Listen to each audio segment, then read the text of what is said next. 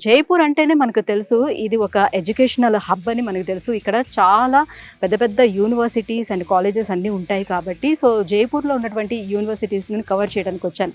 అందులో భాగంగానే మనం ఇప్పుడు వచ్చేసాము జేకేఎల్ యూనివర్సిటీకి వచ్చేసాము. ఇది నాక్ ఏ గ్రేడ్ అక్రిడేషన్ కలిగినటువంటి యూనివర్సిటీ.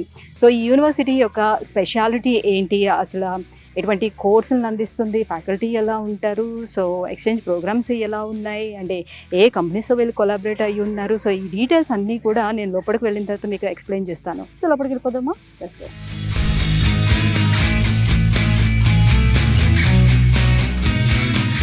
వ్యూయర్స్, మనం జేకేఎల్ యూనివర్సిటీ లోపలికి వచ్చేసాం. యూనివర్సిటీ చాలా అంటే చాలా కూల్గా, చాలా పెద్దదిగా ఉంది.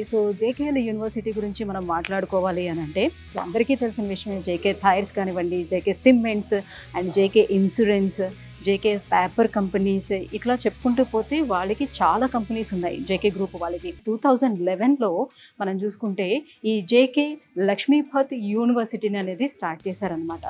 మెయిన్ ఈ యూనివర్సిటీ అనేది మనకి సిఎస్సి మీద ఎక్కువగా కాన్సన్ట్రేట్ చేస్తూ వస్తుంది. ఎందుకు కంప్యూటర్ సైన్స్ మీదే ఈ జేకేఎల్ యూనివర్సిటీ కాన్సన్ట్రేట్ చేస్తుంది అని అంటే వీళ్ళు ప్రెస్టీజియస్ ఐఐటి, ట్రిపుల్ ఐటీస్, ఈ ఇన్స్టిట్యూషన్స్ తోటి వీళ్ళు టైఅప్ అయి ఉన్నారనమాట.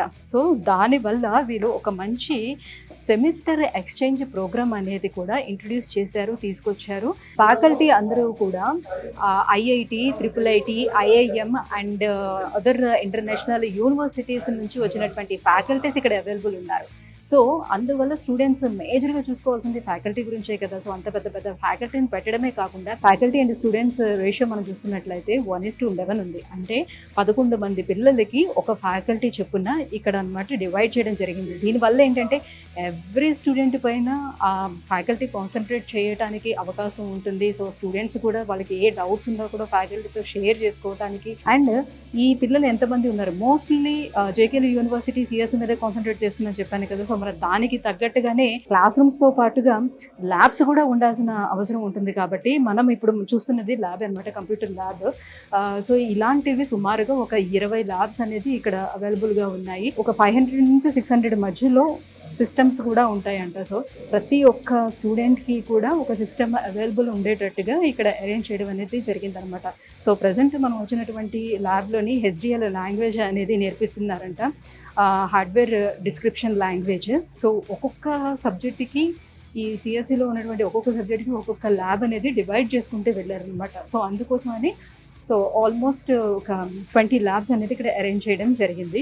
అట్ ద సేమ్ టైమ్ మనము ఎడ్యుకేషన్ ఇక్కడ ఏ రకంగా ఉంటుందని చూసుకుంటే, ఏదో సిఎస్సిలో జాయిన్ అయ్యాము, మనం ప్రాక్టికల్గా, థియరిటికల్గా చదివేసాము, బయటికి వెళ్ళిపోయాము, ఇలా కాకుండా కేవలం ఏంటంటే వాళ్ళు ప్రాజెక్ట్ బేస్డ్ లెర్నింగ్ అనేది ఇక్కడ జరుగుతుంది.